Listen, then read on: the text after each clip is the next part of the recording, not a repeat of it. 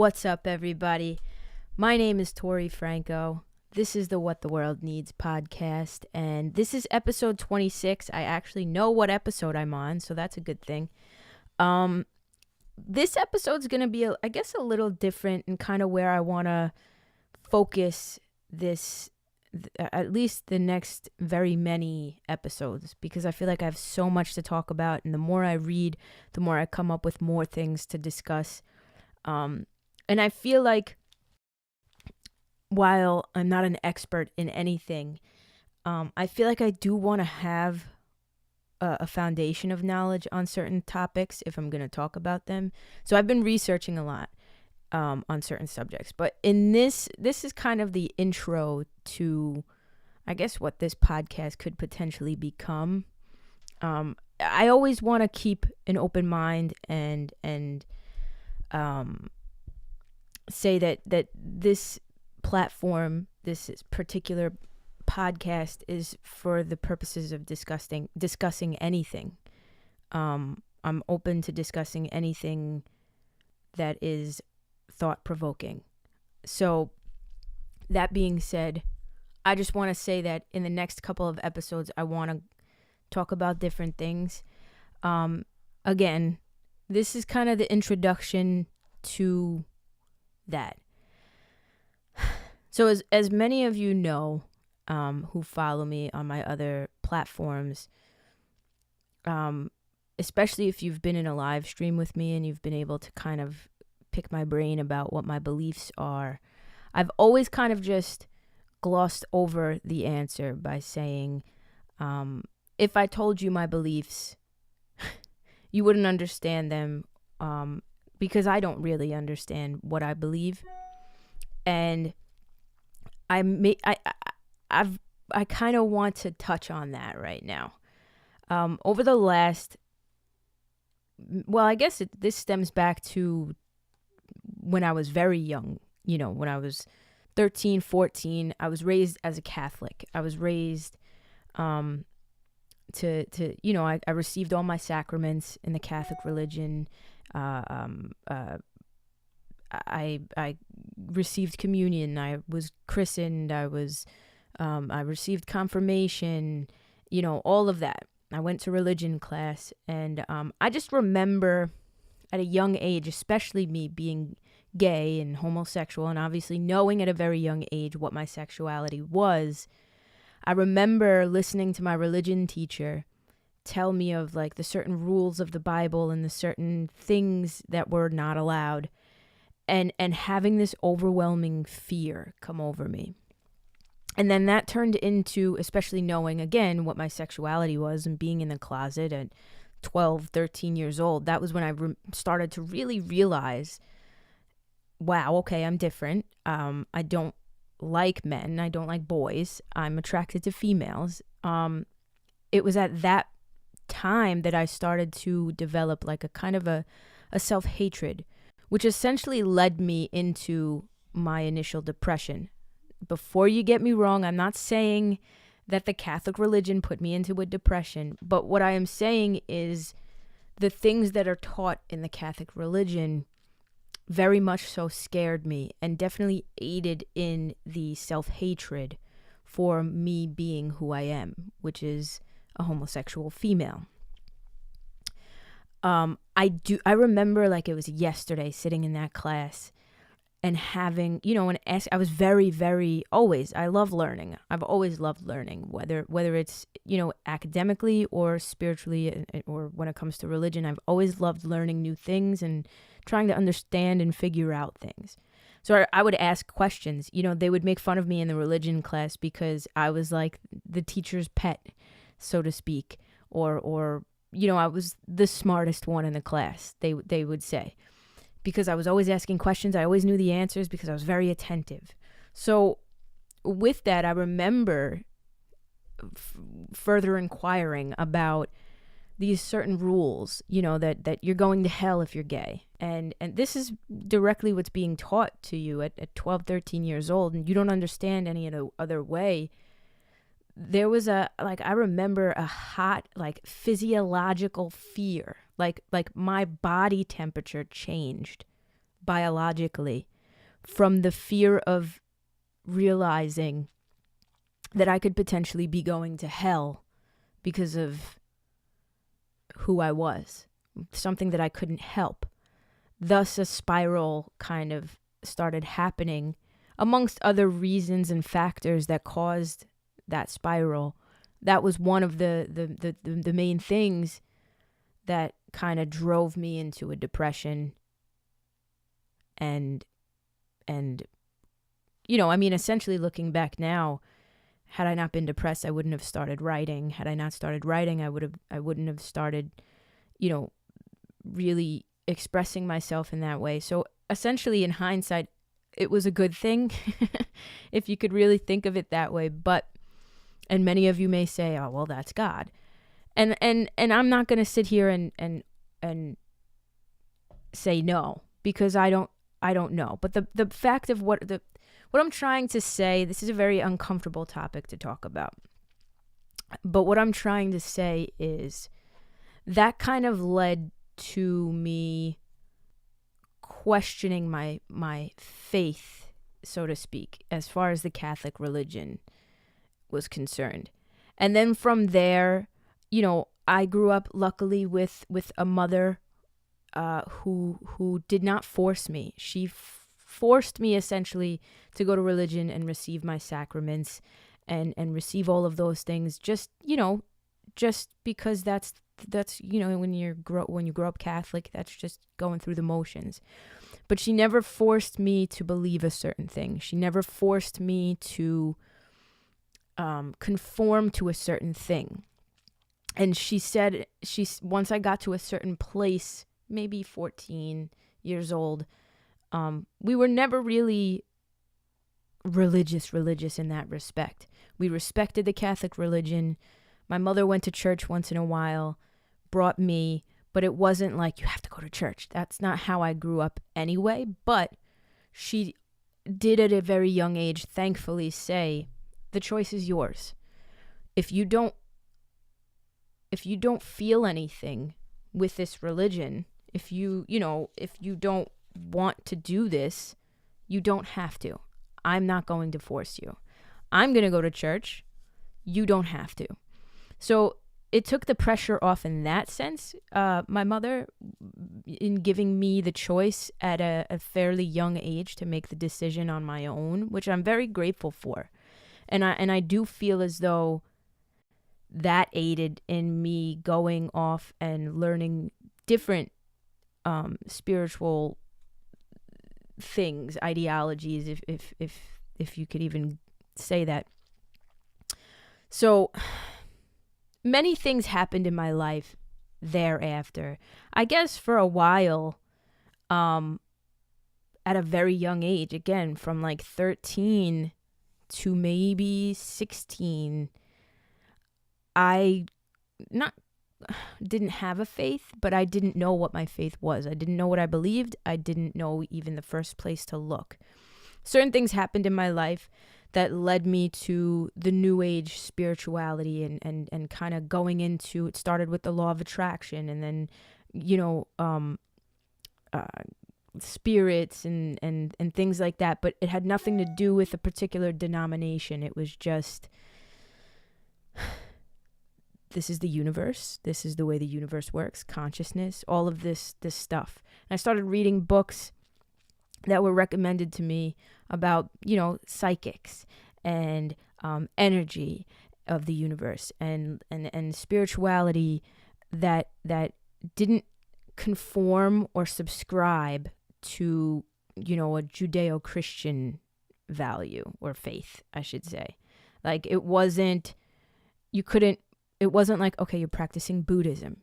Which that's not Judeo-Christian, but you're practicing Christianity. You're practicing Protestantism. You're practicing Judaism. It wasn't anything.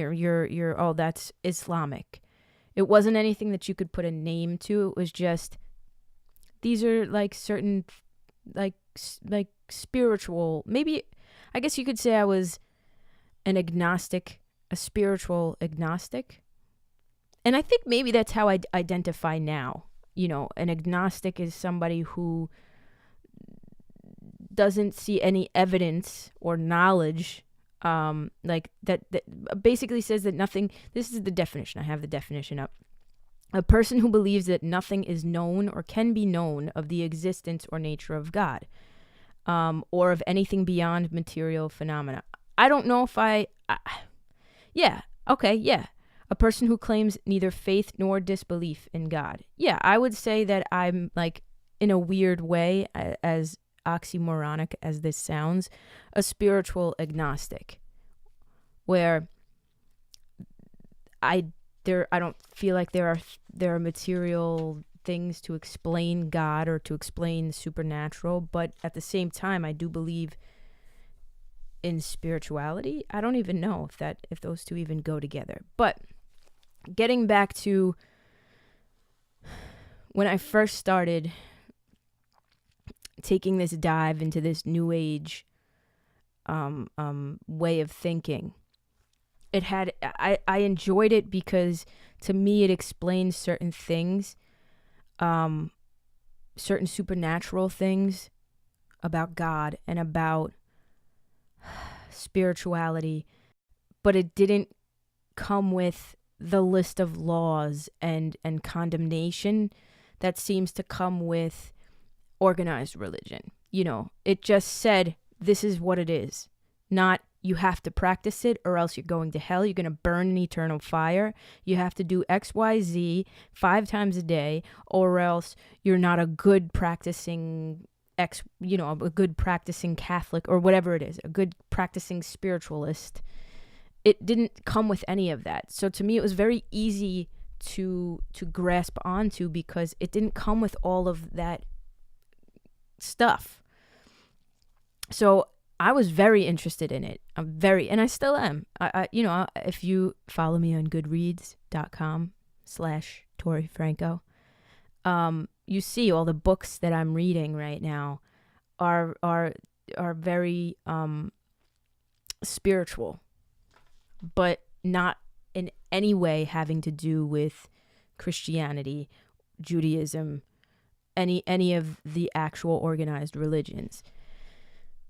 I want to kind of preface, this is the preface to what I'm trying to get into, because there are so many different things that I came across, different avenues that I came across when I started really reading up on all of this new age stuff. One being meditation, 2 being the law of attraction, the placebo effect, and the way that I am, and the way that I've always been, especially now that I'm getting older, like, I'm the type of person where I need proof of this shit. You can't just tell me something exists or something is good or whatever.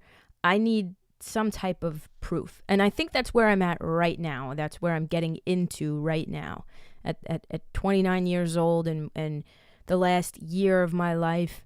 Do I believe in the law of attraction? Yes. Do I believe that it's a possibility that there can be some sort of infinite power out there? Yes. Would I call that being God? And do I picture a man in the clouds judging people? No. I don't know what to call it. And this is just me being honest. And I genuinely hope I don't get any hate for this, because I've seen on the internet that when people are honest about their faith or belief systems, if it doesn't fall in line with a certain set of belief systems, people get really angry. So please, I'm just coming as a humble human being saying, I don't know what's true. I don't know what's real. I'm not sitting idly by saying, I don't know what's real and I'm okay with that. I'm actively seeking to find out. And I don't know if I ever will in my lifetime. I don't know if we as people rationally ever will in our lifetime know what the truth is. Nobody knows. You can say in your heart of hearts that you feel this. You feel, I've had some crazy experiences, premonition dreams. I still have premonition dreams where, like, I've literally psychically predicted things that are happening in people that I love's lives because I dreamt it before it was even confirmed to have happened. So I've experienced phenomena. I've gone to psychics who have been right about my life. Can I explain how that happens? No, I can't. I don't know what it is that makes these things happen. I don't. I can say that in my life, I have seen a lot of division and hatred, more hatred, when it comes to certain organized religions than acceptance of different ideas. I've seen very much so manipulation, condemnation, a lot of condemnation when it comes to organized religions. And I know as a human being, you could put me as any label as you want, but as a human being, I don't subscribe to that. You know, if you live, that's like me being a homosexual and looking at straight people and saying, well, I'm going to create a religion where heterosexuality, my God doesn't like heterosexuality. Well, how right would I be? I wouldn't be right.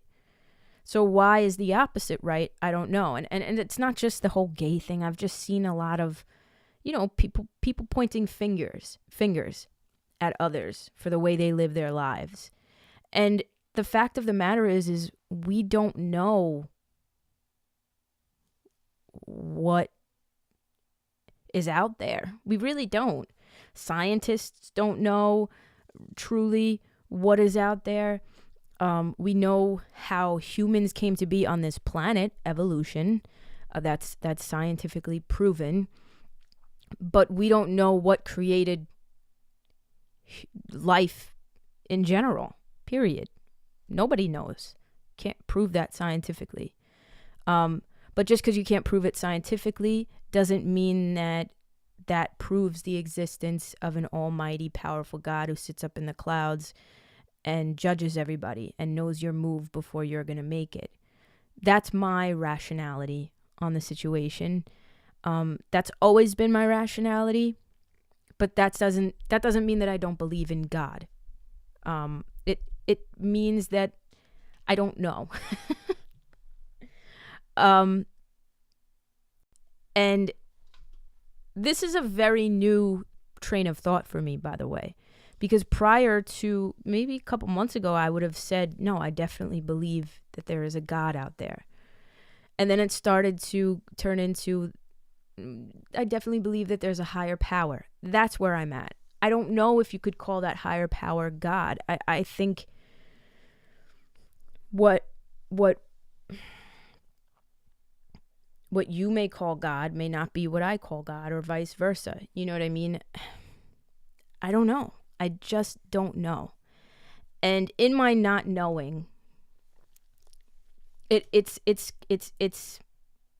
brought me, because I'm the type of person that if I don't know something, I don't like to not know things. I like to, especially things that I'm interested about, things that really like perplex me, and provoke thought. These things, I don't like not knowing certain things, and when I don't know, I research, and I literally research the hell out of things. Like, you can ask Alexis, I obsessively research until I am satisfied with myself and the knowledge that I have, especially if it interests me. That's just how I've always been. It's who I am. So I've been reading a lot. Anything, honestly, about the subject. It can be, I'm trying to see everything. I'm trying to be as not biased as I possibly can, because I feel like we are people who, when we have a belief and it's set in our thought process, in our minds, in our whatever it is, when we have this belief, we tend to not look outside of that belief and open our minds to other possibilities and answers. And I'm trying again to come at this as rationally as possible and look at all the evidence that there is and come up with my own conclusion.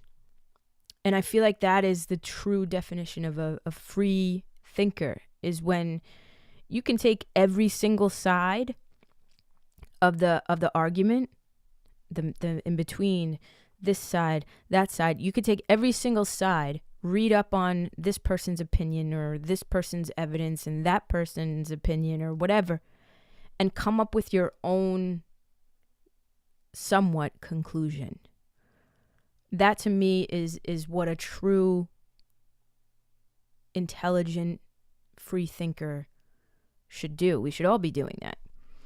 So I have, so far what I've read, some things are just so, I'm still in, I want to read books by atheists. I want to read books by people who, it's like literally from one spectrum to the next. Like I have books that I want to read by evolutionary biologists who don't believe that anything exists. That they believe that this universe was literally created for no reason, no purpose, and it just is, and whatever. And that we're all here through the process of natural selection. There are books out there that I want to read about that. And then there are books that I have on my list. If you look at my Goodreads, you'd think I'm like crazy. But there are books on my list about people who have literally claimed to channel these beings from other dimensions, who give them the secrets of life and like how things truly came to be.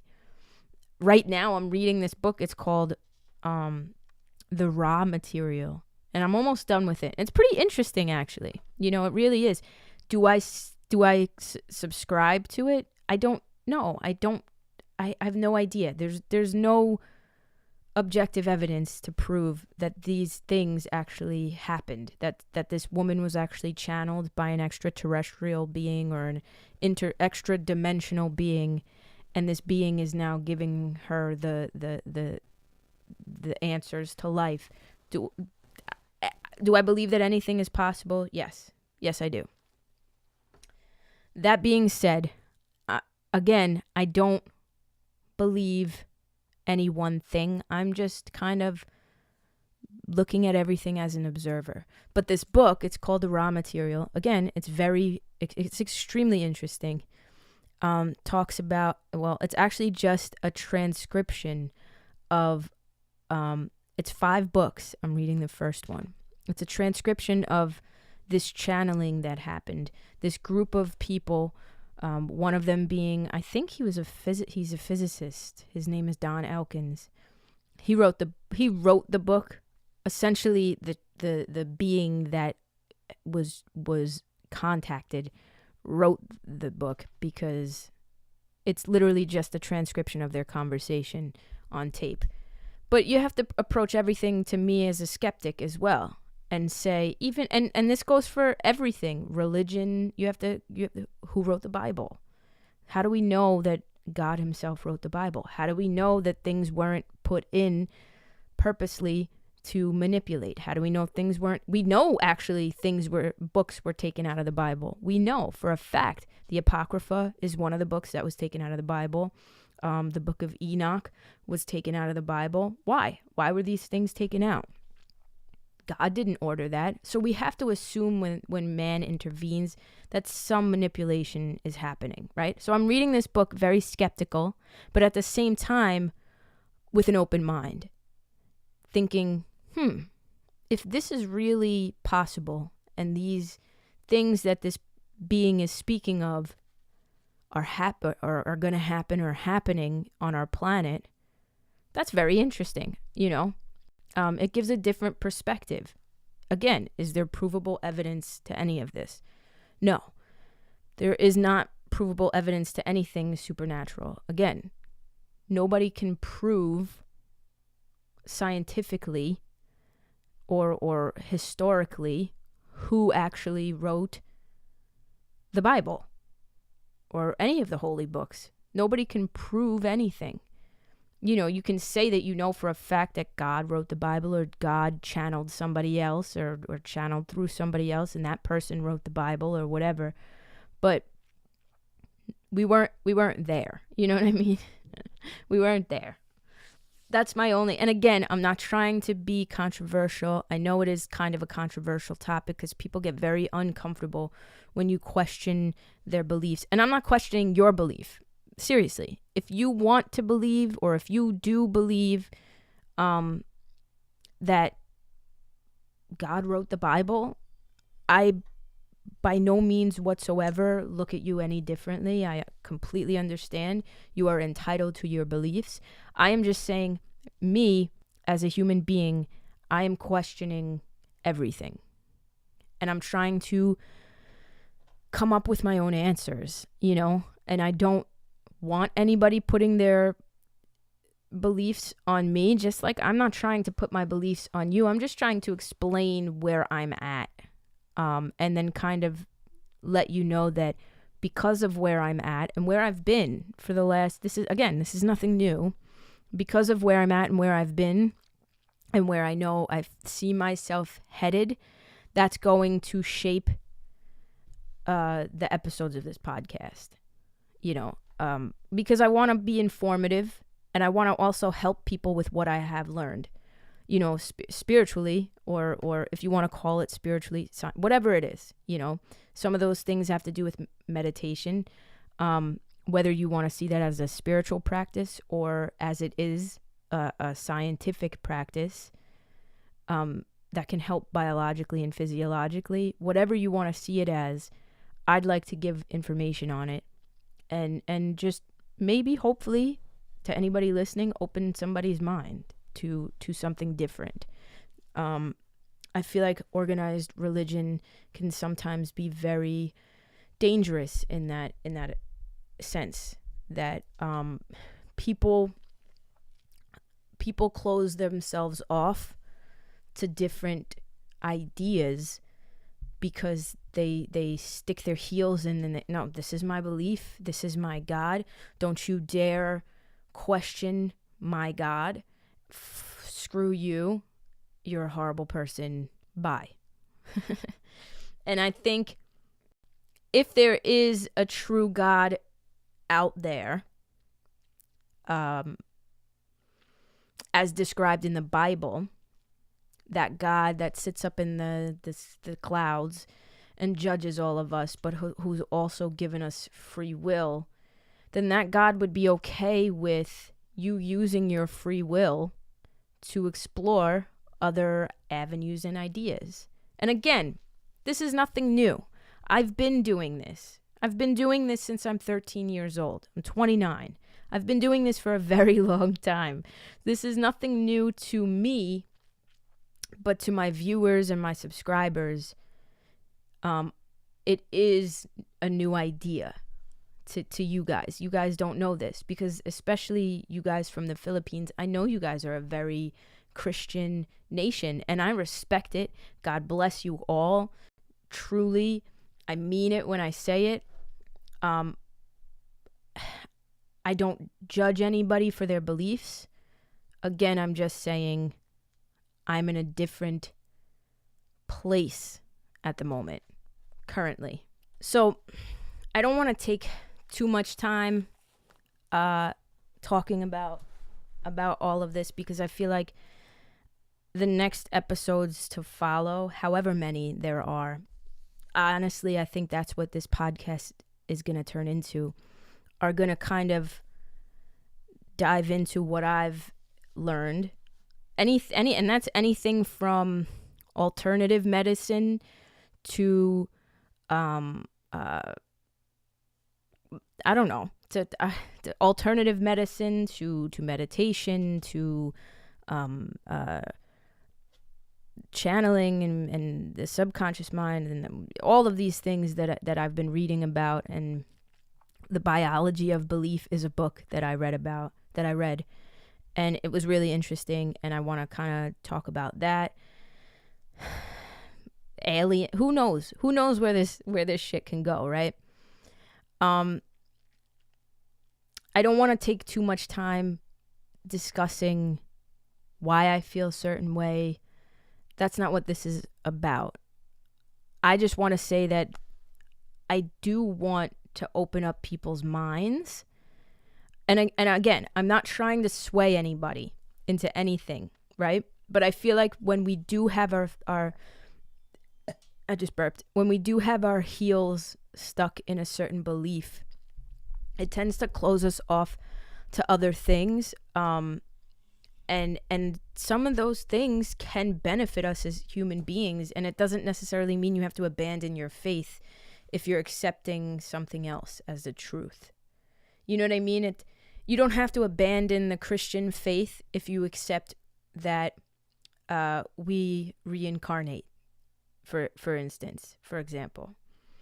You don't have to abandon your Christian faith if you accept that everything in the universe, everything including us, is made up of energy, and that energy it can be manipulated, right? For instance. You don't have to abandon whatever it is you believe. But I do feel as though this What the World Needs podcast and the song that I created called What the World Needs, if you listen to the lyrics of the song, was made to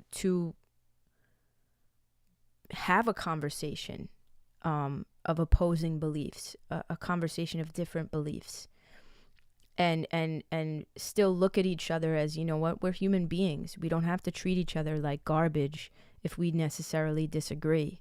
You know, it's and to me, what the world needs is more open-mindedness and more conversations about difficult situations like faith and religion and spirituality, instead of hexing people that don't believe exactly what you believe. Sitting down and coming to common grounds. Okay, you know what? Well, I believe XYZ. All right, I can get behind that. But I don't believe XYZ. Okay, well, I can respect that. I disagree, but I can respect that. To me, that's what true, intelligent, philosophical people do. And through this, I've discovered a lot of people on YouTube and stuff like that. And I've decided, because I am in college, I've decided that I want to major in philosophy, because it helps you to critically think, and it helps you to think as rationally as possible and attack all of these situations, not from an emotional standpoint, but from a rational standpoint. Well, I do feel as though there's very much so some emotion that needs to be involved in faith and religion. If we're going to look at everything objectively, I think rationality rules in that sense. So I don't know where any of this is going to go. I'm just letting you all know that this is where I'm at. This is what I want this podcast to kind of become. I want to talk to people with opposing views. I want to talk to people who feel a different way. You know, Bobby, for instance, my best friend, he believes in the word of the Bible. I don't necessarily believe everything in the Bible. I don't know if I necessarily believe in the Bible, period. I do feel like there are wonderful things in the Bible, but when I say I don't believe in the Bible, what I mean is I don't know if I necessarily believe that God wrote the Bible. I feel as though it's been manipulated by man, right? And again, I'm not going to go into all of this crap. Maybe I'll have Bobby on and we'll have a conversation about it. We have many conversations. Every time I'm with Bobby, we have this conversation. And he's opened my mind to a lot of things regarding the Bible. I have not completely, that's one of the things I want to read. I want to read the Bible. I feel like there are so many people out there preaching the Bible and the word of the Bible, but they've never read it cover to cover. They've never really sat down and read the entire Bible. There are so many people out there who preach the Bible and preach the word of God and all of this, but they've never actually fully read it.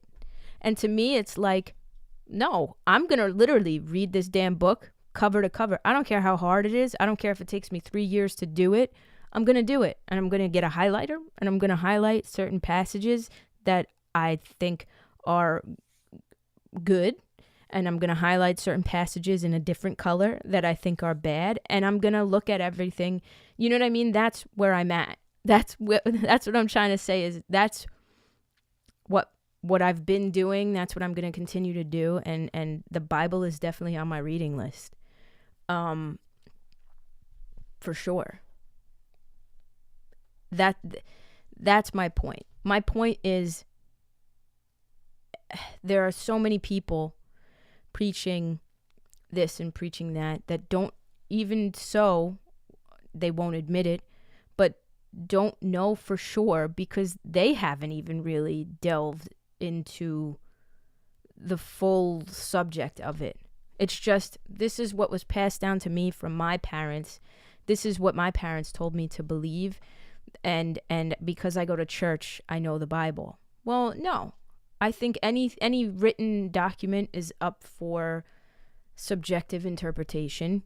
And I think that is seen throughout organized religions, that different sects of Christianity interpret the Bible, the same book, differently. I feel like that's a fair statement to say. But again, I'm not going to completely write the book off. I haven't done that. I'm going to read the damn thing. Like, I'm telling you. It's probably like 4th on my list of reading. Like, it's one of the priority books that I want to read this. I want to know what exactly is in the Bible. I don't want to hear it from somebody else. Because I feel like too many people out there are doing just that. And they're misinterpreting and they're miscommunicating. And it's dangerous. So when I say that organized religion can be dangerous, I'm not necessarily saying that it is dangerous. I'm saying people's interpretation, from what I know, is dangerous. I mean, there are things that I know for a fact that are in the Bible that are completely out of control. I don't like certain passages in the Bible, as you could probably guess. There are a few that you could probably guess off the top of your head that, you know, the passages about slavery, the passages about homosexuality, the passages about women and the misogyny. I write those passages off, but I'm not going to write the entire book off. That's my take on the Bible. And again, please, I'm asking not to be judged for this. You know what I mean? I am trying to find my way just like everybody else. I'm trying to find my truth just like people have gone through their lives trying to find their truth. And whatever my end result, if I ever get to it, is whatever that turns out to be, that's mine and mine only. You know, that's my belief or non-belief only. And it's not anybody else's place or job to judge another human being for what they do or don't believe. It's not. You may think that because you're a person of Jesus or you're a person of God and you subscribe to that it's your duty to judge others. It's not. If there is a God out there, guess what? It's only his job to judge. So I come in a very neutral place. I ask, if you're listening, if you're watching, for you to do the same. Morally, I'm a good human. I'm for the service of others. I love people. I want to help people as much as I possibly can. I want to spread positivity. I want to spread love and create a conversation, create a dialogue, because I do genuinely feel like that is what the world needs. The world needs to have a conversation. You know, right now we're a very divided place because of these differing beliefs, whether it be politically, whether it be religiosity that you're arguing about, whether it be your social beliefs, whatever it is. We are a very divided country. We're a very divided world. And I just feel like, if you scale that divisiveness down to, let's say, a family, right? Mom and dad are very divided in how to raise their child. And thus it's making them fight and hate one another and feel animosity toward one another. I would assume I have no degree in this, but I would assume that what a good psychologist would start by saying is, well, you guys need to, instead of coming at each other with hate and animosity, find some common ground. Find something that you guys can both agree upon, and then work on that. Build from that. You don't have to agree on everything. I would assume that a good therapist or psychologist would say that. I don't know. I'm not a therapist or a psychologist, but I feel like that would be the most rational thing to do. So on a grander scale, instead of us flipping the other person off, instead of us saying, I hate that person, or I despise that person because they don't believe what I believe, or that person's a bigot and an a-hole because they don't believe what I believe. Instead, we should be sitting down and having these conversations, even if they are frustrating, and they will be frustrating. And looking another human being in the eye and saying, you know what? Okay. Crazy, but I can kind of get behind what you're saying here. I don't agree with what you're saying there. And I feel like it is a very foolish thing overall to take one subject and just because you subscribe to that group, whatever the group is, you subscribe to everything that comes out of that group. Like take Democrats, for instance, or Republicans, for instance. People who identify as Republican now are at the point where they're like, anything a Republican does, even if it's morally just ridiculous, or even if it's hurting somebody else, or Democrats, even if they're not doing what they're supposed to be doing and not helping people, because you identify as a Democrat or a Republican, you get behind that ideology even though it's wrong. And I feel like there are too many people doing that on a broad scale in the world, just in general. I agree with this one intellectual human being on this one subject, so therefore anything that comes out of this person's mouth, I'm gonna subscribe to. And I don't feel like I feel like that's a very foolish game to be playing. And yeah, that's where I'm at right now. I've gone off on a tangent. I hope, if you're listening, I hope you understand where I'm coming from.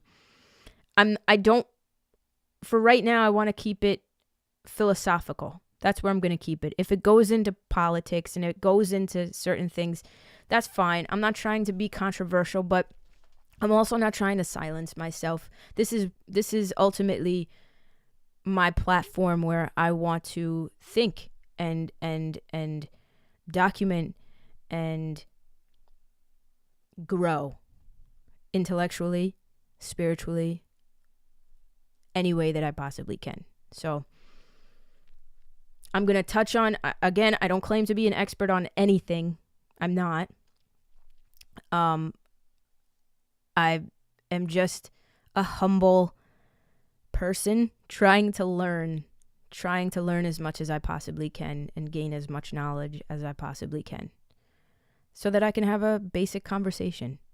And I hope you guys understand that. Again, I'll ask, if you're listening, listen to this with as open a mind as you possibly can. And that's that. So until next time, if you guys have anything that you want me to look into, I'm in this place right now where I'm researching. That's it. I'm reading up on everything. I'm reading 3 books at a time, just trying to gain as much insight and knowledge as I possibly can. If you have any recommendations on any topics to research or any books to look up or anything like that, let me know. Shoot me a comment. Totally down to read up on stuff. Actually, I accept it with open arms. So that's that. I'm going to end it here. I love you all very, very much. Thank you for listening. I look forward to the next couple of episodes. I'm trying to still figure out how I'm going to organize everything and how I'm going to approach everything. I'm still trying to figure it out. But this is where I'm at. I love you all very much. This is the What the World Needs podcast.